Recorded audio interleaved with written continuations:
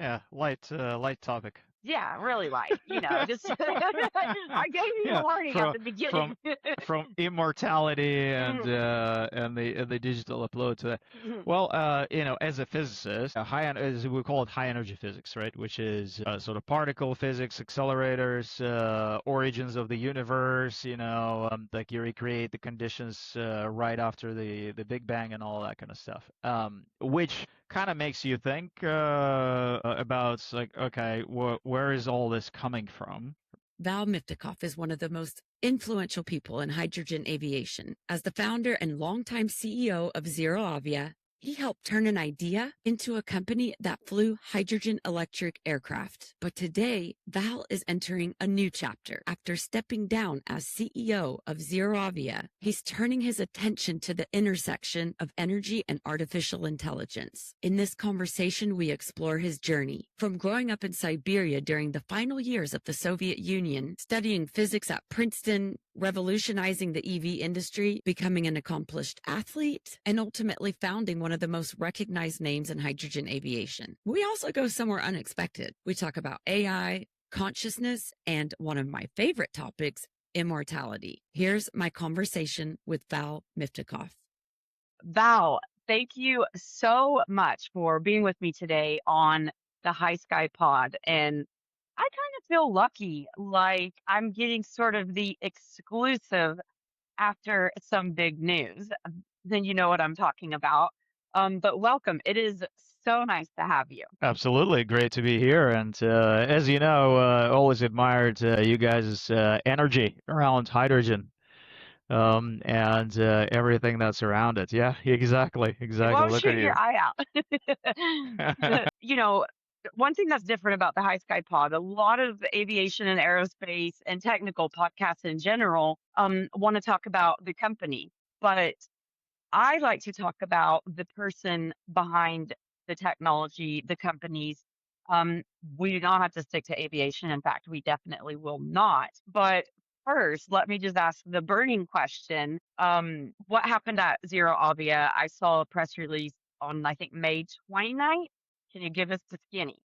Yeah, so I stepped down as a CEO. Still, obviously, founded the company. Still the largest shareholder on the board of the company.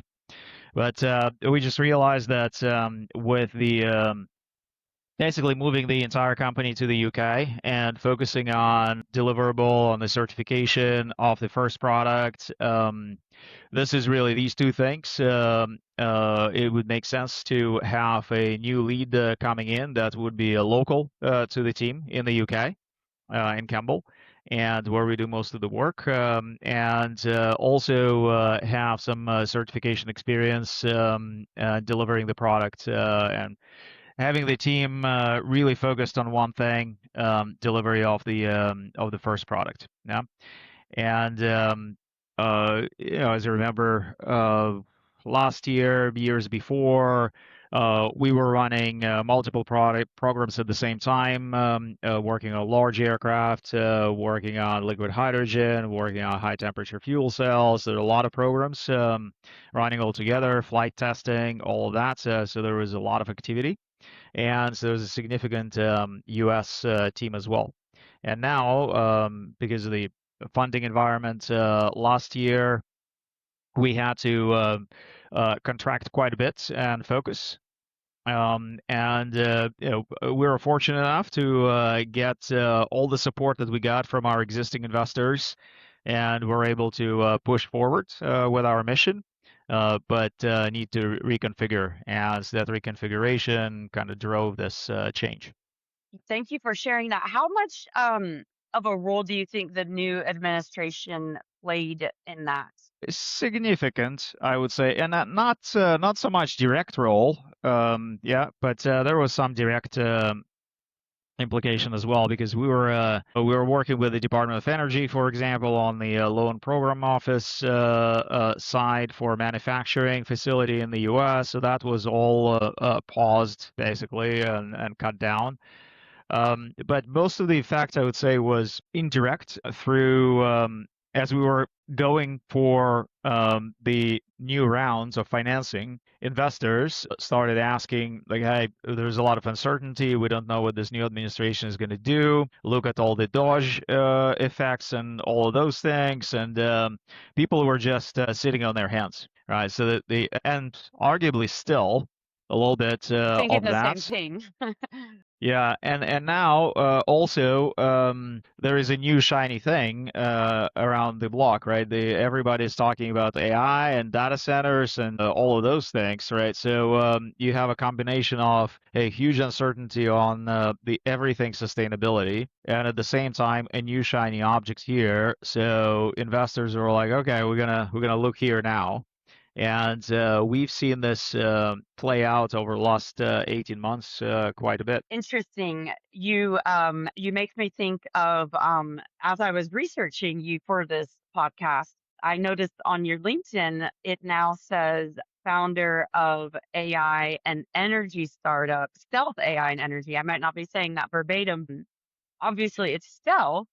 Um, but it's interesting because Paul Aramenko um, also went into the AI space. Is there anything that you can share? Will it be related to aviation or just energy? Do you have you registered it? Yeah, I can't share much yet. We have some of the folks working on it already. It's going to be in the energy space. It's going to involve some machine learning AI models around the grid balancing. There will be some similarities to my previous company before ZeroAvia, when I did the smart charging network for electric vehicles, but much bigger. Very exciting. When do you think you'll be able to share more about it? We definitely want to help promote and get the word out. Yeah, probably. Thanks. Probably towards the end of the year. Yeah, we want to. So the way we want to do it is kind of similar how we did the ZeroAvia bit. I announced the company or our first public exposure of the company. Well, deliberate anyway. There were some leaks, I think, but our first public exposure of the company was once we were flying our first aircraft. Right, so 15 months or 15 months after I founded the company. So here we want to do something similar. We want to have the prototypes working, operational, and ready to scale before we talk about it publicly. That's exciting. You know, High Sky, we launched in officially, we were founded in 2022, but officially launched in 2023. Or 2022. Goodness, it all blends together. But point is, when we launched AI, it just boomed, right? ChatGPT came, was ready for the public. We've been very lucky with our timing. We had no idea that was going to happen, but we were very lucky because we were able to integrate AI from the very beginning. We're mostly volunteer run. And really, at the time when we launched, it was just two of us. It was Rishabh, shout out Rishabh Shrestha, also aviation enthusiast, building his own flying car, almost done. But I mean, we were able to do quite a bit, and that was just pure luck. I want to talk about you and your upbringing because when I was researching you, I see that you are, well, an incredible athlete for starters. You make me feel like a lazy bum. You're a runner, a swimmer, a biker, maybe a hiker, probably, a family man, entrepreneur. Um, I just learned so much cool stuff about you. And I knew that you originated from the Soviet Union. But tell me a little bit about you. And I think you were born in Siberia. Well, actually, born in Belarus, which is the separate country, but moved to Siberia when I was about 6, I think, just before I turned 6, I think. And until my undergrad, I spent time in Western Siberia. Yeah, the biggest city around us was called Chelyabinsk. So then you came to the U.S., went to Princeton. Yeah, after the collapse, so let's see. I was an undergrad in Moscow since 1992. Came to the U.S. 97. Yeah, so yeah, it was pretty turbulent times for sure. As I moved from Siberia to Moscow. There are a lot of stuff going on. Yeah, and I got to go back to your childhood because how does, somebody that came from a region with turbulent times, how do you go to be accomplishing all of these things? I mean, I've seen all these ribbons and I mean, from the outside looking in, it's like, wow, this guy's like perfect and he got a perfect life. And I know that's never the case. What was your upbringing like? Did what were your parents like? How did you become this before even entrepreneur, but just this massive athlete? Thanks. You're too kind. I wouldn't put myself into a category of a massive or a great athlete. But actually, the whole athletic thing started relatively recently, maybe 5 years ago, something like that.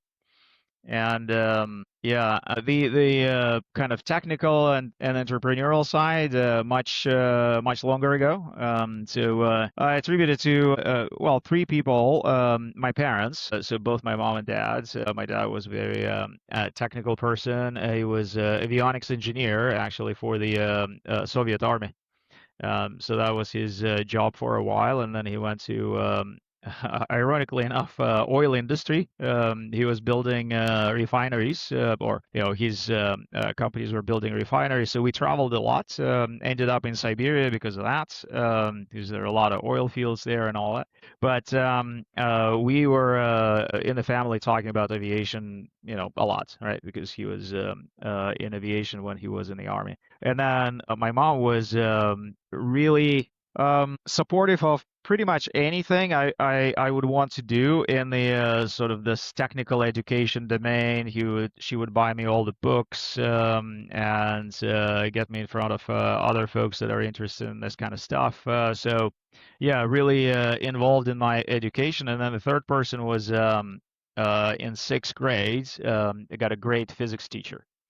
And it's amazing how your whole life is can be defined by very, very few individuals and interactions. And that guy basically, I guess, looked at me and said, "Hey, I see something that we can develop." And I was a good student, but like a lot of young boys, I guess, I had a discipline problem.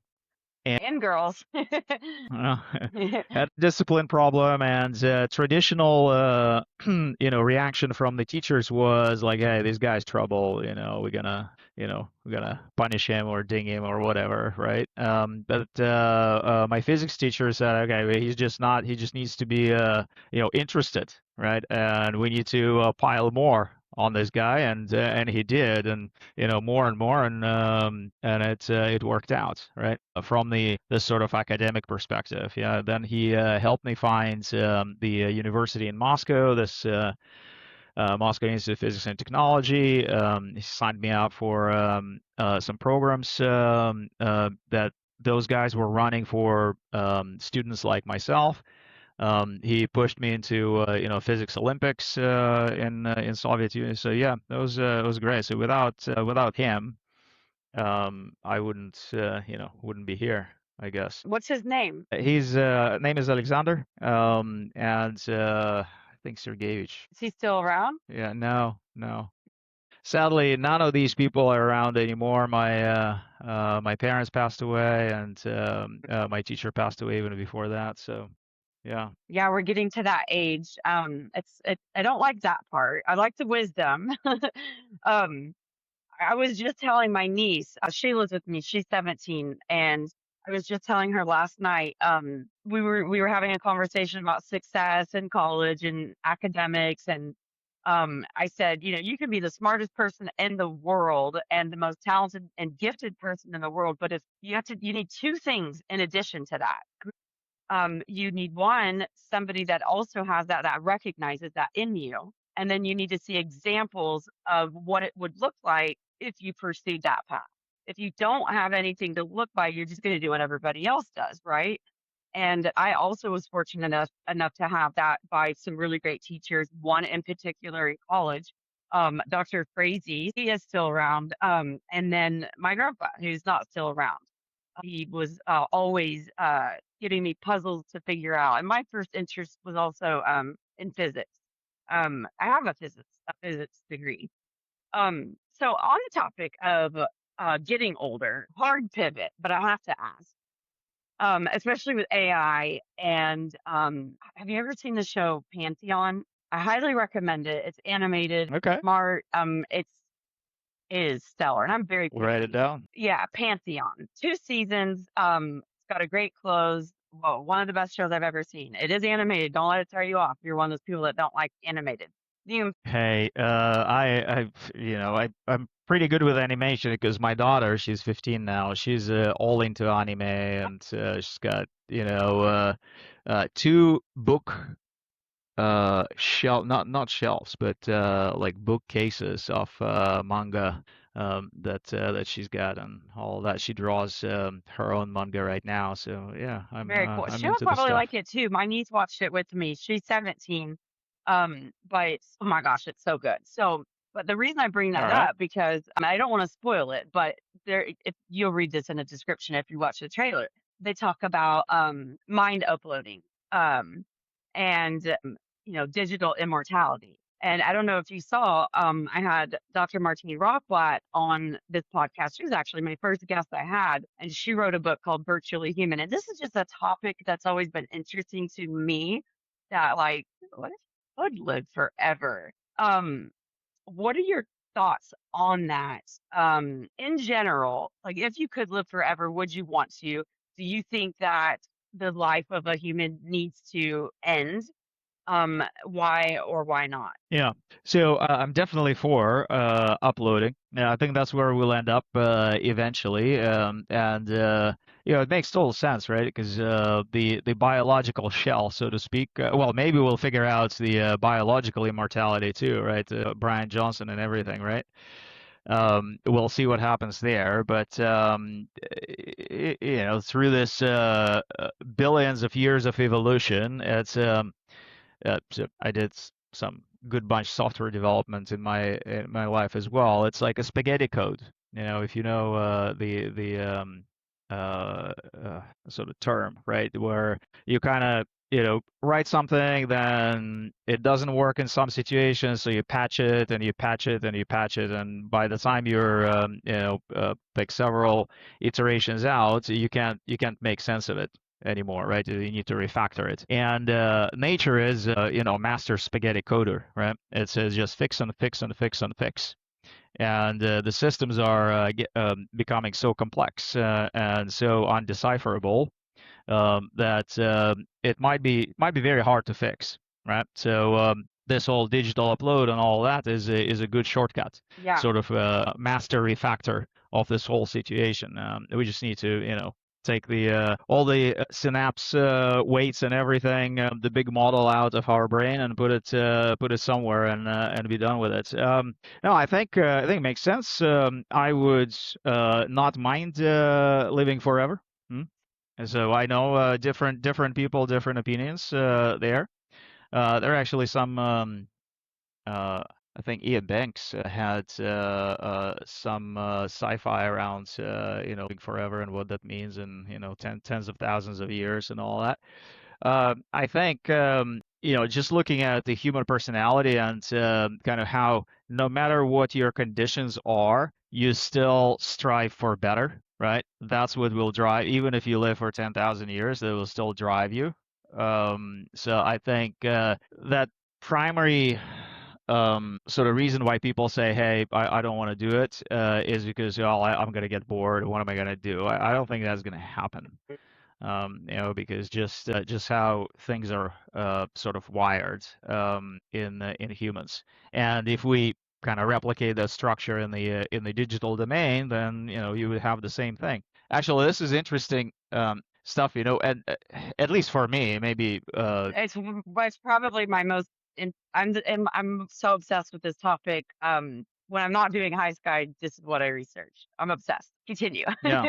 Yeah, no, with this whole, large language models and AI, it actually, at least for me, it made me understand a little bit better how, this process can happen and the brains can work and all that, right? So obviously, everybody's when ChatGPT came out and all these things started using it and all that. But I, so being a physicist and all that, I went a little bit further and binge watched Karpati's videos on LLMs and how they work, and then set up my own AI workstation and trying to understand how they work, and really also having. You're home labbing, that's what the kids Yeah, are that's calling it right. That's nowadays. I right. am as That's right. well. But this is amazing. And I was just even like talking to my kids. I'm like, in my garage right now, there is a basically a distilled version of humanity's knowledge, Hmm. right?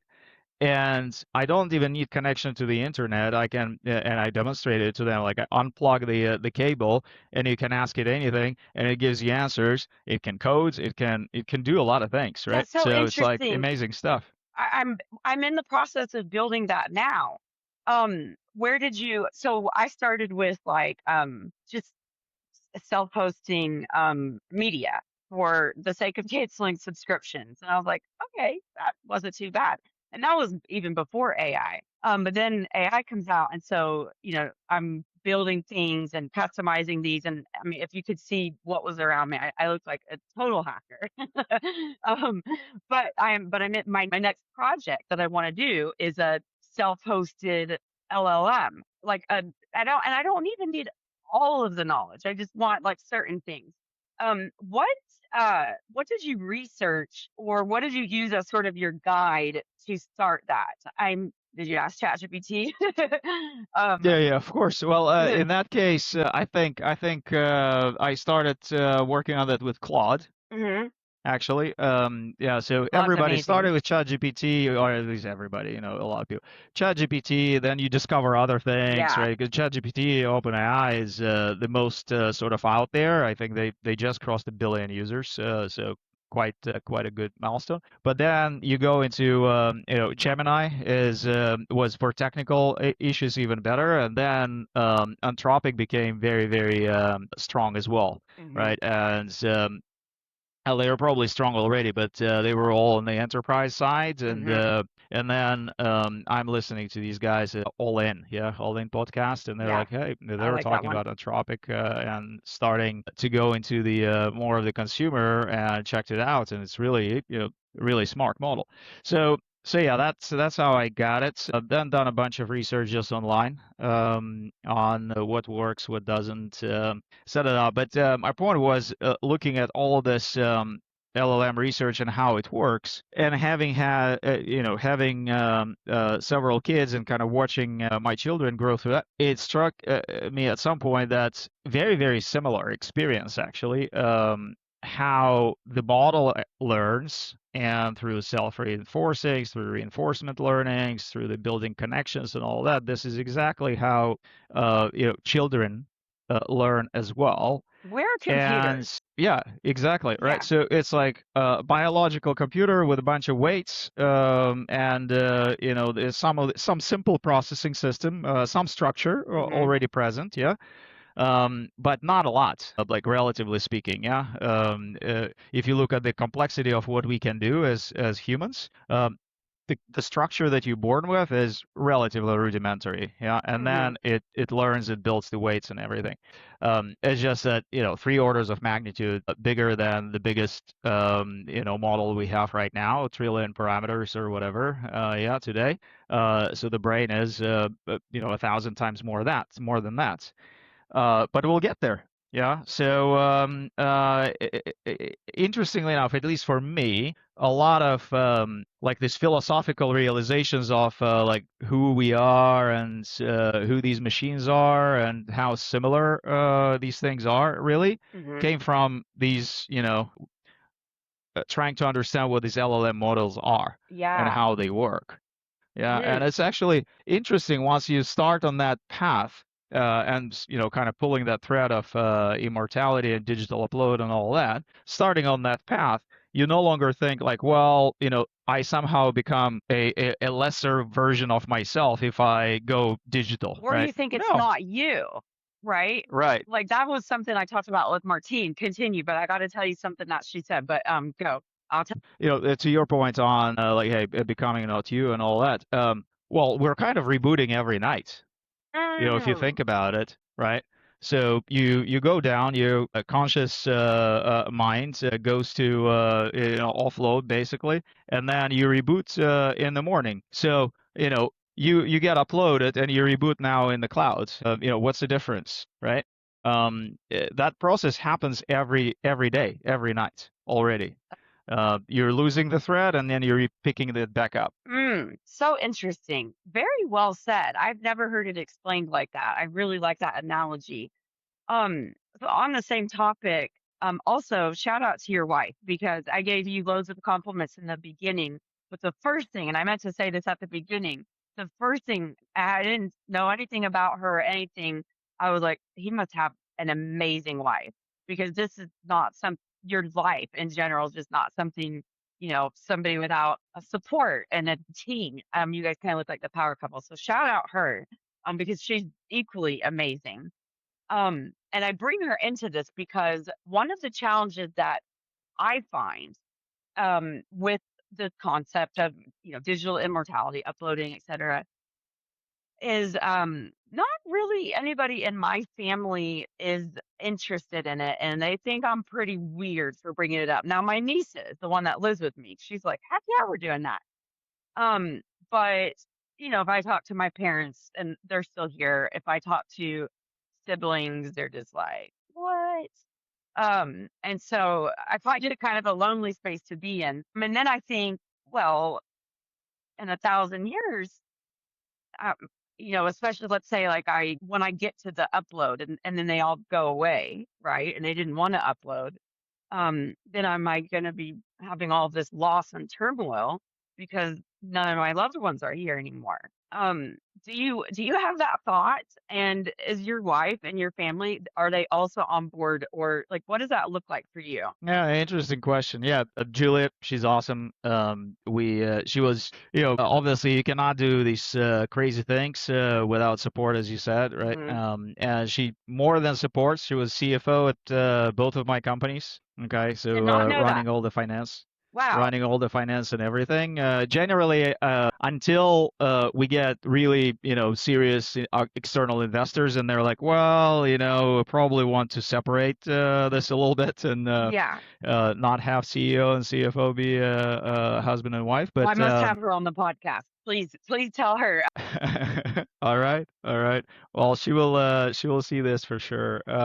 Yeah, and in the first company, she was also helping with the operations, Mhm. with the charging stations and everything. We were shipping our first product out of our basically out of our garage. Starting out in what is it, 2013? Wow. 13 years ago? Yeah, yeah, yeah. And she was actually the one largely responsible for my sports situation. So like I said, 5 or 6 years ago, just pivoted to healthy lifestyle, stopped drinking, and went into more and more sports, and you get it's an addictive thing. It's like a good addiction Hmm. that you get when you put some time into it, some effort. It starts happening, and it works, and you get better, and you get hooked on it. Now there's also hormonal Yeah. effects of all the dopamine and serotonin and all those things, right? So they keep going up. So now she's great.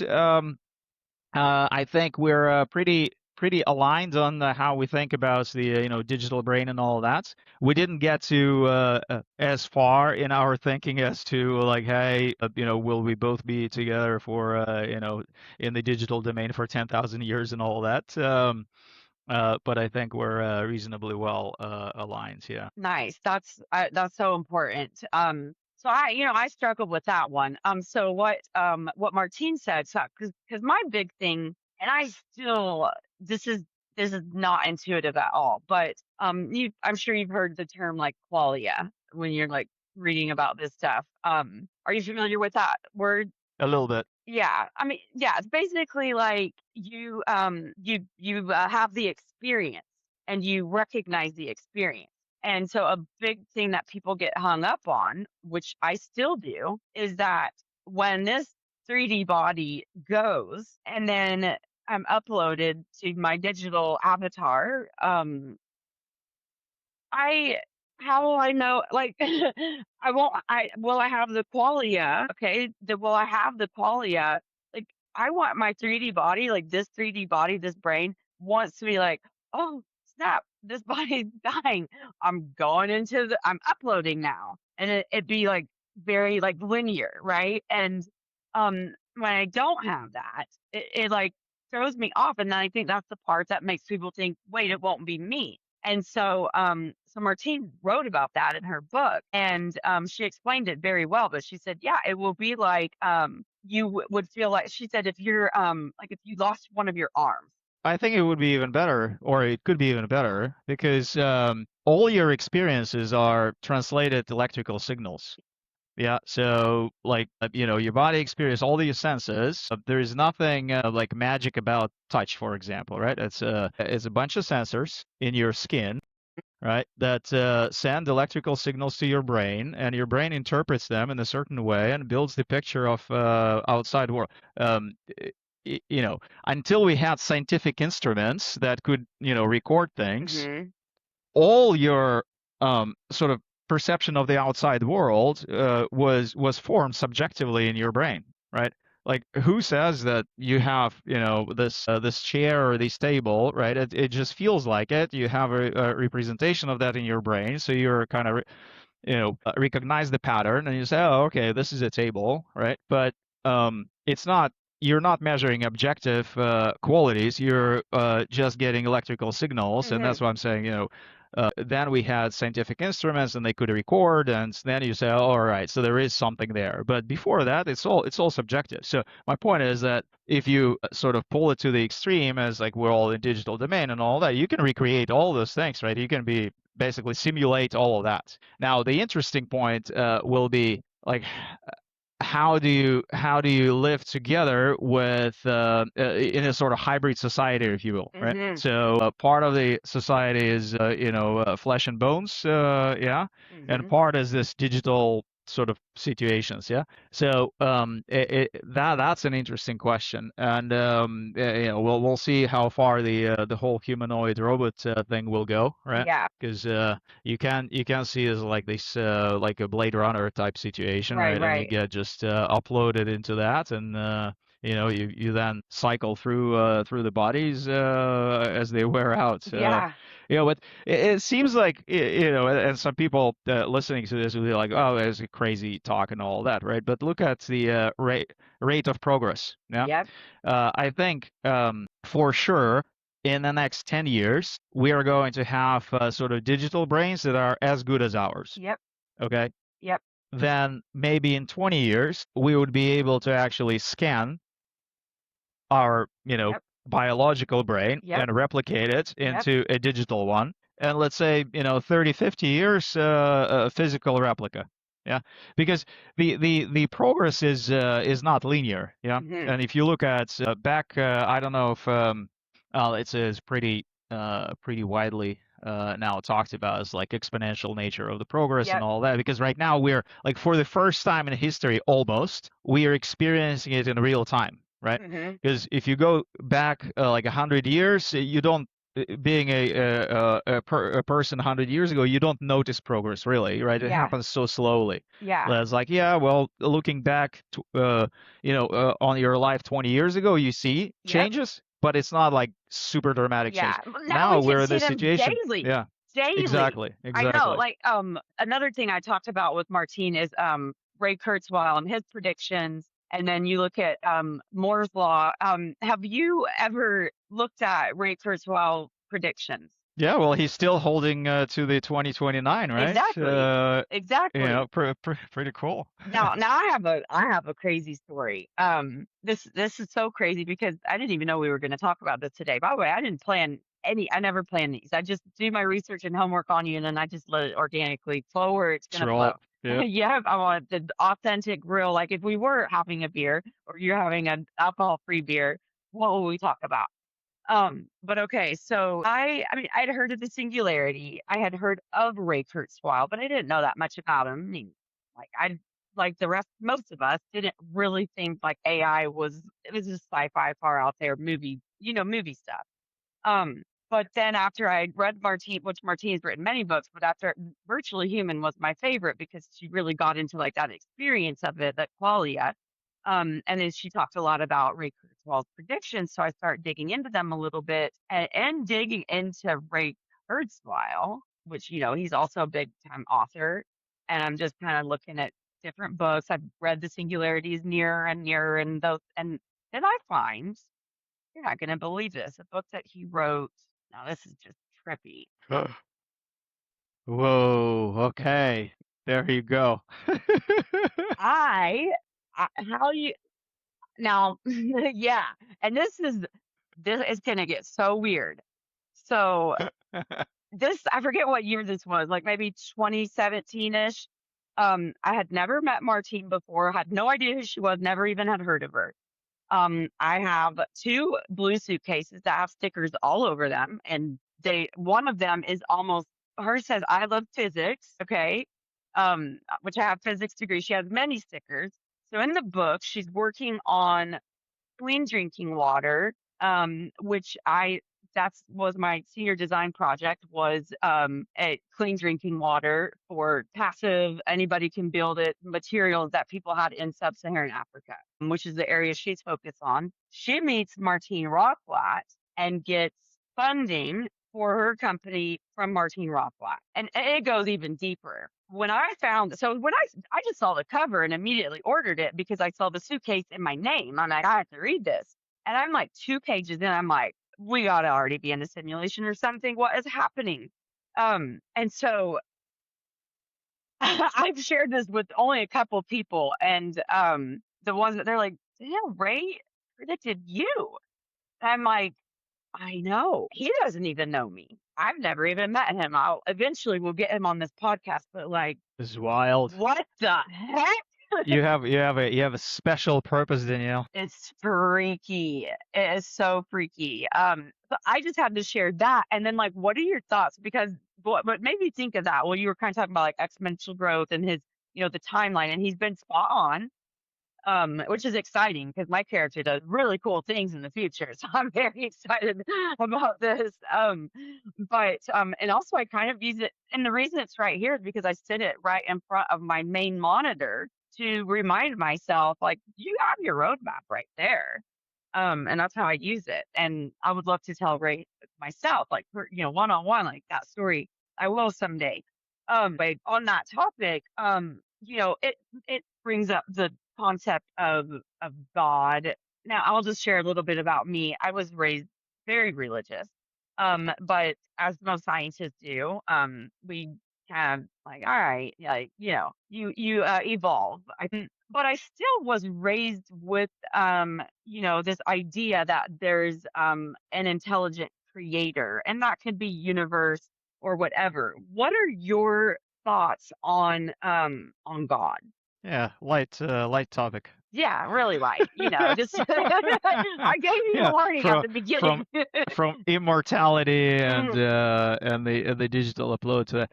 Well, as a physicist, right? So I was actually let's see. As we call it, high energy physics, right? Which is sort of particle physics, accelerators, origins of the universe. Like you recreate the conditions right after the Big Bang and all that kind of stuff. Which kind of makes you think about like, okay, where is all this coming from, right? And having I wasn't in academia for too long, so I got my master's and then PhD, and then moved over to the dark side of setting up businesses and all that. Silicon Valley to blame, at the right time of the dot-com boom. But looking at all that, and being right there, it's clear that we don't understand really where it's coming from. If you just continue digging, you find kind of circular arguments, right? And really, because people will say, well, the time starts at the Big Bang, and there is no time before that. So the question of what happened before that is an undefined question. Like, I mean, what kind of answer is that? Right. It's not super satisfying. Yeah. So what I came to realize is that no matter whether you think of yourself as religious or not, and what kind of branch of religion or you're completely atheistic, scientific, you depend on some axiomatic postulation in the beginning, right? And that is really like the broad definition of God. You can call it that. As long as you don't kind of pigeonhole it into all right, it's got to be a being in the sky, okay? But there is something that we don't understand. Maybe we'll never understand. Who knows, right? That is sort of at the origin of stuff, okay? And we spend a lot of time and a lot of money and a lot of human resources to study it as physicists, mostly, yeah. And we are very far from understanding it. I agree. Okay. And I don't know if we'll ever get there. Maybe AI enabled digital versions of ourselves will figure it out. But you can also argue that, and there are some this parallel universe theories and all of that. There is an argument that says, well, for us today in this universe, it's impossible to figure out because we are sort of like weird analogy, but like if you're in the computers domain, like this Docker containers, that work on your machine that sort of isolate you completely. You can run things within it, but they're fully isolated from the outer environment for security reasons. So it's like in this universe, you might be in a Docker container like that, sitting here, and you cannot penetrate, so you cannot know. Yeah. Right. And there are a bunch of other containers, but you cannot communicates with them. Who knows? Yeah. Oh, interesting. I like that analogy. Another really good one I'm gonna have to borrow. But yeah, it's almost like we're trapped in a snow globe. Yeah. How if one of your kids asked you what is consciousness, how would you respond to that? Well, maybe simplistic, but self-perception. Yeah. So you have a concept of self, and you understand. Now, arguably, some of the latest models out there, by that definition, are conscious already, right? So there are these reports of, Claude or whatever, anthropic models, right? Understand having self-preservation instincts. Yeah, and things like that, and they understand when they're threatened and how to then get out of that through thinking action, right? So they're maybe self-perceiving already, but we don't know it yet because I don't know if we asked. Yeah, right.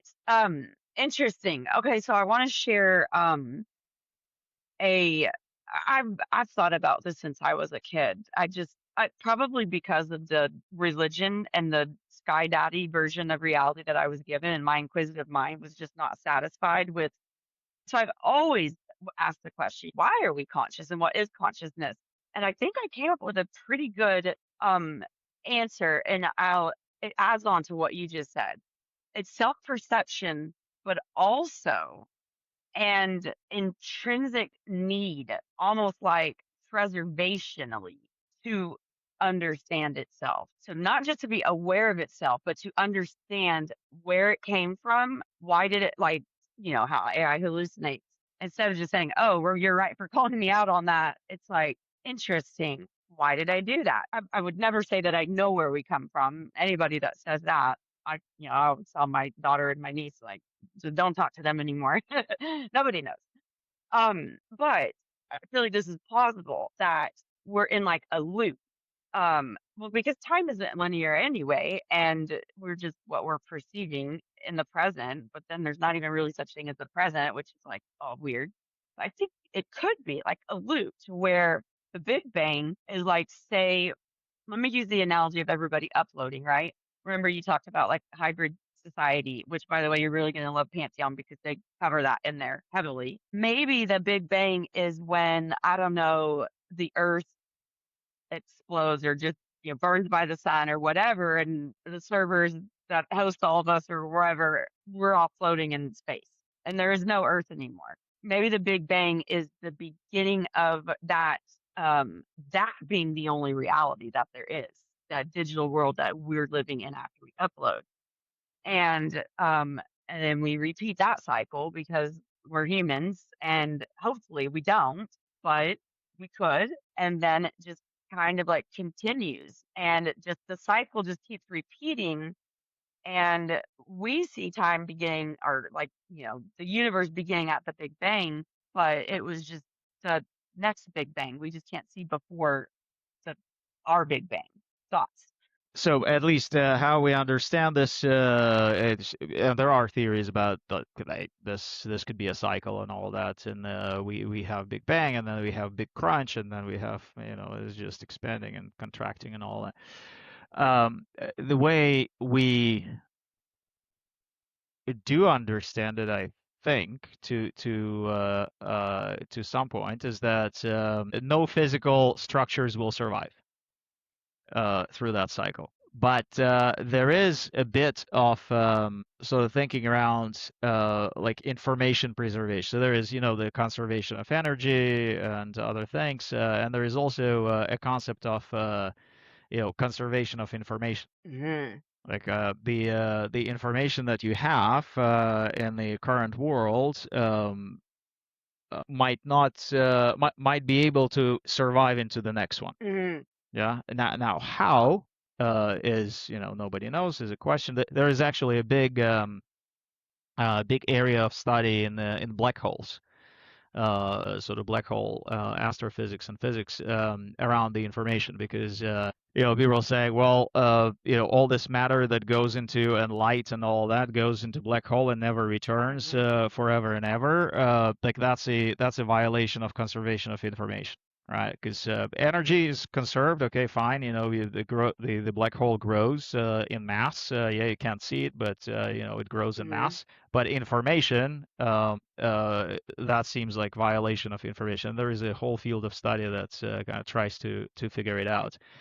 So it's a reasonably strong principle, and might be, hey, information about what the structures are in this cycle goes through into the next one and somehow affects it. I don't know. Didn't Stephen Hawking talk about that? Like, when it goes around like the edge, almost like like it's burned onto like a CD, in like some kind of digital form. He talked about a lot of things. Yeah, that's for sure. So and he had this. He was one of the guys who was working on that concept as well. So Hawking radiation Hmm. was his prediction, and it was actually I think observed. And this is one of the mechanisms how information can leave the black hole as well.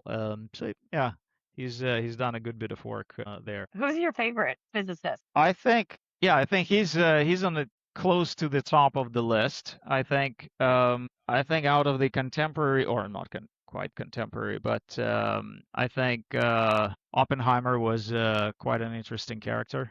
Yeah, and what I liked about him is that combination of sort of scientific mind and execution capability. So I mean, he basically run a startup, Yeah. right?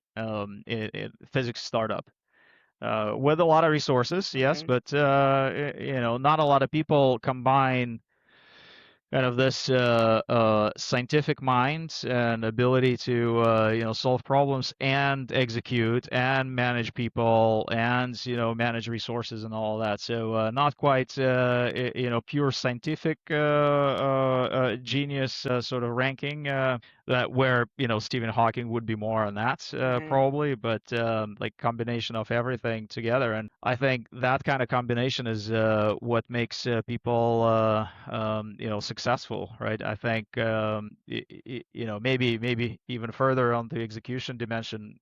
Elon Musk is a pretty technical guy, Yep.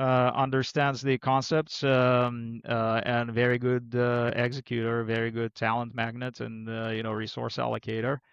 And these are the people who have disproportional impact. Because I have being from having been at some of the best technical institutions, like both in Russia and here, I have lots of people I know who are brilliant, scientific minds, but they Fall haven't. apart in business or entrepreneurship. Yeah, they exactly right.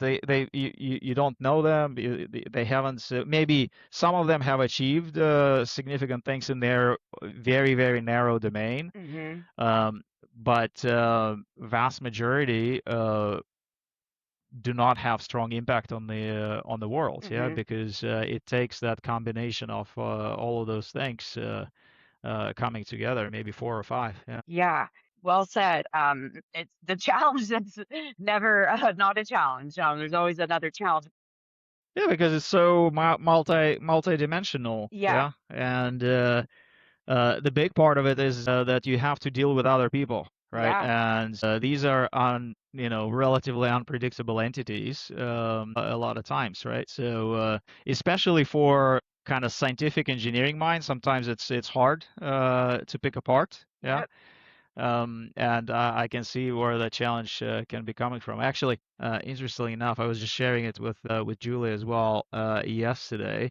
Just something. It's this LLM, neural nets and human brain kind of analogies. It came to me as maybe trivial thing, but for me it was not. Like I thought, how sometimes you talk to your favorite LLM and you get angry at it, right? It's like it doesn't understand you, or like it does something weird, or it's like, and then you're like, well, what are you angry at? Mm, Really, it's like a bunch of weights mm, talking back at you, right? So weights of the connection of synapses mm. basically in digital brain, right? But then it occurred to me, like, it's the same with people. We're just running a bunch of weights in our, much more sophisticated computer, Yeah, but it's a bunch of weights, okay, and they fire according to that. So there is no point in being angry at another person because they're just running their program, okay? So it's the same as you being angry at a program that you're running on your terminal because it does something that you don't expect. But it's like, you're being emotional about software, basically. Yeah. Yeah. So that was an interesting philosophical kind of, like, hey, it can make you very, very zen actually if you internalize it properly, right? It's like, well, it is what it is. Everybody's running their program. Doesn't make sense to get too worked up about it. It is what it is. Figure out how to work around it. Julia had a good point. She said like, well, it might make sense to get emotional because that's a signal to that other program that you're upset, right? And we have, and actually even some LLM models today, they already react to emotional inputs. Like you can make them work harder if you're like say that you're frustrated, yeah, or you say, I'm sorry for, I'm sorry I lost my cool. You're really doing an amazing job, and then it will do better. I'm interested in what Julia said because I got angry yesterday at Claude Code Visual Studio because I'm working on a project. It has API access. It has full access to do whatever it wants. It's executed this dozens of times, and for whatever reason, yesterday it just decided it does not have API access and it's not allowed to. I'm like, you literally just did this yesterday. And so I'm like, piece of junk. But if it was a person and I like gave them access to something and they were saying, no, you didn't, I would question their memory or their ability. So both you and Julia have given me much to think about on this one. So it was her point, like it's good to let the LLM know that you're upset so that it knows like thumbs down basically on what you're doing, like it's data for it to use to improve. Yeah, so we were more talking about the people interaction, but that will apply to LMs as well. But to the people interaction is basically like, hey, emotions are useful as signals to other people, but not to yourself, right? So that's the distinction, right? So because when you feel angry or upset and all that, this has negative physical impact on you, right? On your brain, right? Like physically, chemical impact. So if you understand that people are just running their programs, basically, you then ideally can detach sort of emotional, internal emotional reaction from external emotional representation. You know what I mean? Like you can be deliberate about like, hey, okay, I need to show that I'm upset, but inside I'm calm, right? I just know that I need to show that I'm upset because, that is the way to help other person to understand that the behavior change is needed, right? Powerful. But internally, you should stay calm because like getting too worked up about somebody doing something is the same as getting worked up about Claude doing something, right? And it's a program, okay? Now on these LLMs forgetting and not doing their job is actually amazing what they're able to do because like human brain is almost 100 billion neurons, yeah, 100 billion. And even if you say like, okay, well, many of those neurons, and I think the number is like maybe 50% or so, are doing the work that is not conscious, right? Maintaining, everything. But still, it's like, tens of billions of neurons. The top model today that exists out there, well, I don't know Anthropic and all, but open weights model, right? That you can know all the parameters, or I think it's a Kimi K26 right now is the largest model, like 1.5 trillion parameters and all that. It has only 50 million neurons. Wow. 50 million neurons, right? So it's like a brain of a dog, basically. Yeah. That is able to do all of those things already. Yeah. But it does forget, and it has limitations and all. When you think about it, it's like, okay, well, give it some slack, right? Because we're operating effectively, on the hardware that's the size of a small animal. Yeah. That we think is not conscious, right? You remind me a meditation I did this morning. So there's a guy I follow on, he's on YouTube, named a soul called Joel. And he was talking about cutting others slack, even if they've, wronged you. Approach every situation with healthy distrust in the other person's capacity to do what you hope they do, or maybe what they said they would do. Have distrust in their capacity to deliver that, which will satisfy you. And also distrust your ability to manage it if they don't, deliver it. My board's gonna kill me if I don't talk to you about aviation. Hard pivot. Yeah, hard pivot. And I love hard pivots too. I'm all about hard pivots. But I just want to say a couple of things though that I've learned about you to just in this conversation. I'm very inspired by your fitness journey, only being 5 years ish. 5 years, yeah. 5-ish. I've been like medium fitness, for most of my life. And then I went through phases where I've like really gotten in the zone, and it's a very addictive. Very inspired because I just knew you were gonna say like your parents were both professional athletes or something. And then I'm also learning that you are into the whole upload thing. That's really cool. But okay, so you did many startups.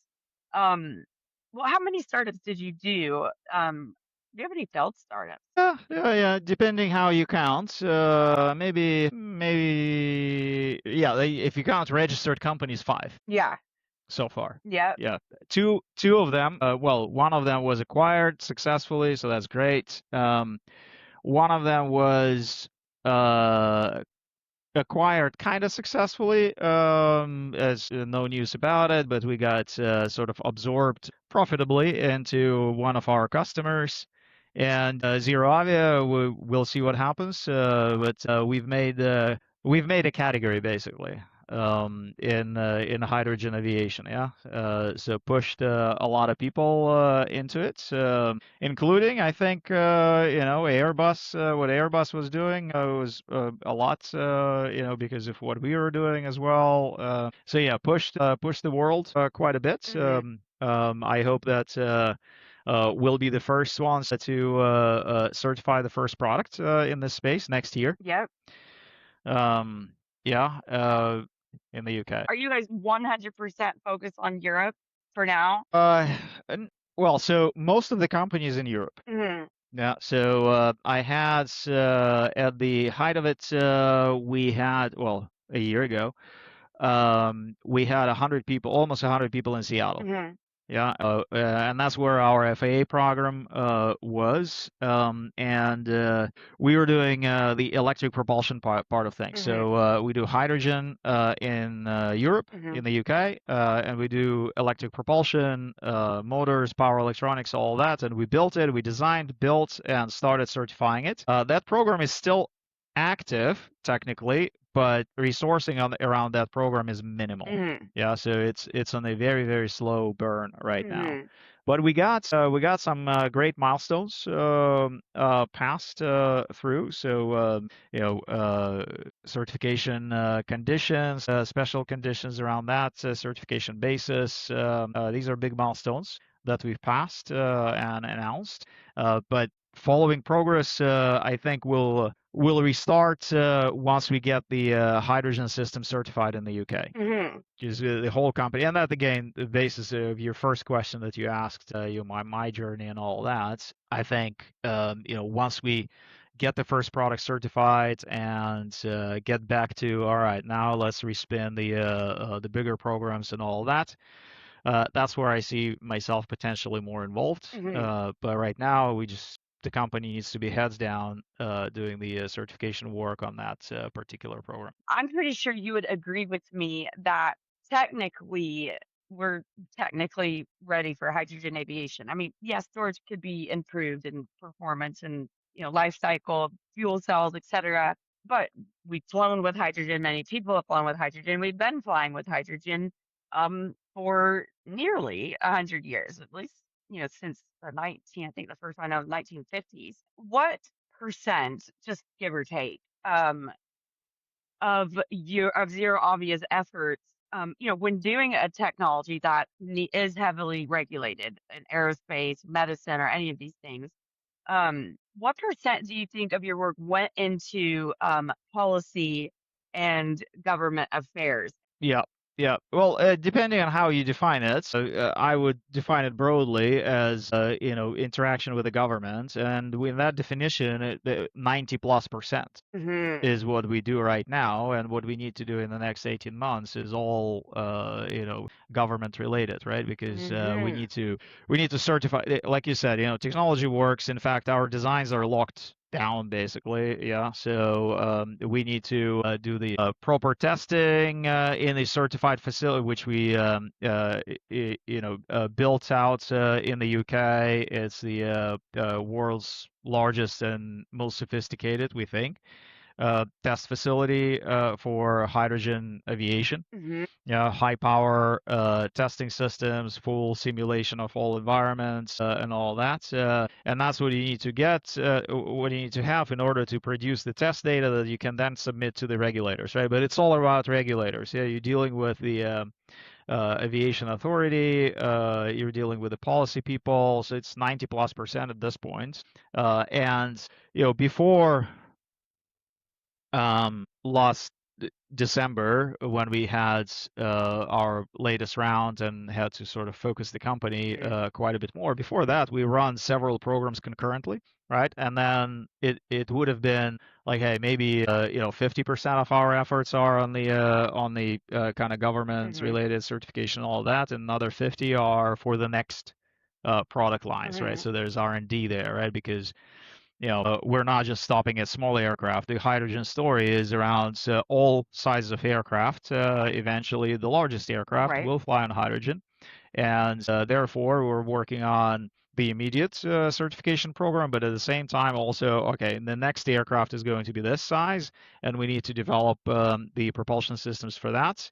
We're not at the certification point yet, and we need two years of R&D, and we were doing it. Hmm. Now we kind of froze most of that, vast majority of that, to focus on the first certification. So we made it more sequential, and that brings this government dependency to 90 plus. Um, I thought maybe you would say 50, 60%. I wasn't expecting 90%, but it makes sense. And it's almost like, if you're developing a new technology that's heavily regulated, which is one of the reasons why AI is such a fun space to be in right now because there aren't any regulations For now. for now. Right. For That's now. what I'm saying. If you hurry up, you can do something pretty amazing. So that's why I'm excited to see what you do. But if you're, operating in a heavily regulated industry, it's all like in hindsight, would you have done more with regulation?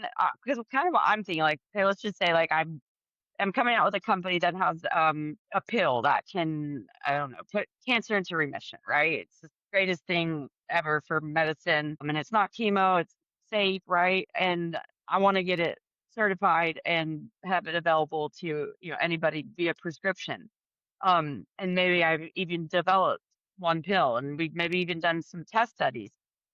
I would think, kind of my learnings, because I have multiple failed startups as well.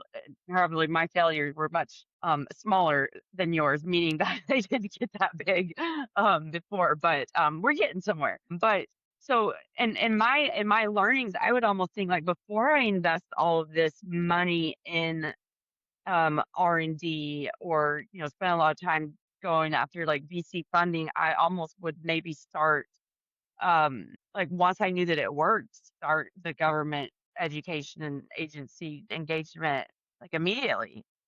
Do you ever think about that, or would you have done anything different with government in hindsight? It's a good question. No, I don't think we would have done a lot of things differently. Maybe some. Well, all right. So we would. Okay. So what we would have done differently, what could be useful differently, is not is a step kind of beyond just engaging earlier. It's more of a structural step, and we've been able to get this eventually with the UK Hmm. regulator. Yeah, but that step is um, setting up a new structure at the regulator that is able to work with companies like us Mm. much in a much more flexible and rapid cycle. Hmm. Right. So in the UK, we've set up, or the regulator set up, based on our feedback and some others' feedback, what they call a hydrogen sandbox. Mm. That they said, hey, our standard regulatory processes are too slow, right? And they're optimized for more products of the same technology, basically a new turbine engine, for example, right? So Hmm. technology is same-ish, Hmm. yeah. You just bring new product configuration into it, but the 90% of the design is like, okay, it's going to be a compressor, there's going to be turbine blades, there's going to be combustion core, there's going to be fuel system, all that, right? So Hmm. that's known. So you start with that base, and then 10% on top of that is new, right? So Hmm. you deal with 10%. Now we're coming in and we're like, well, it's 100% new or 90% new, Right. right? And they're not set up. None of the regulators set up well for that. So in the UK, we've set up this hydrogen sandbox where people are less constrained on how they can engage with us, and we're able to go through much faster, Hmm. right, through the iterations and kind of understanding what the regulations should be Hmm. much faster. And that's what we need to do across the board. I Hmm. think EU, EASA is kind of in the middle there, and FAA really needs to kind of step up, I think, on that in that department. And that would be helpful. And then we could engage earlier and more, right? Hmm. Because we tried engaging with the standard structures earlier, and basically what we get is like, well, we want you guys to show up when you have a final design. And Hmm. we're like, but we would love to get feedback on the Right. design and what can be certifiable and how you guys would think about it. And they're just not set up for that. Hmm. Okay. And the sort of the saying going in the industry is that you don't ask a regulator, You right? tell You them. tell a regulator, you tell them, Yeah. right? And then see what comes back, right? Yeah. Because if you ask, you're setting yourself up for a forever type situation. Hmm. Okay. And that's in the new sort of technology environment, this is not an optimal way to do it, right? We Hmm. need this more rapid iteration because eventually we do need to certify these, like you're saying, right? Yeah. We do need to certify those things, And in the traditional sort of regulatory work environment, we're forced to figure it out before we show up, right? But then if you have completely new tech, there is a high probability that what you figure out is going to be wrong, right? And then you're sent back to the drawing board, right? So I think that that would be a good structural change that needs to happen. And hopefully, UK has a good example. Maybe EU will have a good example. And by the time the US gets back to like, okay, well, we now can talk about these things again, right? We'll have those good examples that US can draw from. Yeah. Oh, okay. Very good. I'll have to look into the hydrogen sandbox. That's through CAA. CA. Okay. I definitely want to look at that. Okay, so last question. So one thing fun I like to do is have a previous guest leave a question for the next guest, and they don't know who it's going to be. So, and then you have to leave a question for the next guest who you don't know who's going to be. So your question from David Smith, CEO of Robinson Helicopter Company, is what kind of car do you think you will be driving in 20 years? Not once, but think. I'm not going to be driving. I'm already not driving. I don't have a car. And I think even if I was driving, we were already talking in the family like, hey, it would be great if we have a couple of what is it, cyber cabs or whatever, Yep. right? And they would just drive the kids, and my mother-in-law does not drive, right? But she wants to go to a store and whatever, right? And so just get one of those and they will drive it. So like you wouldn't be driving it.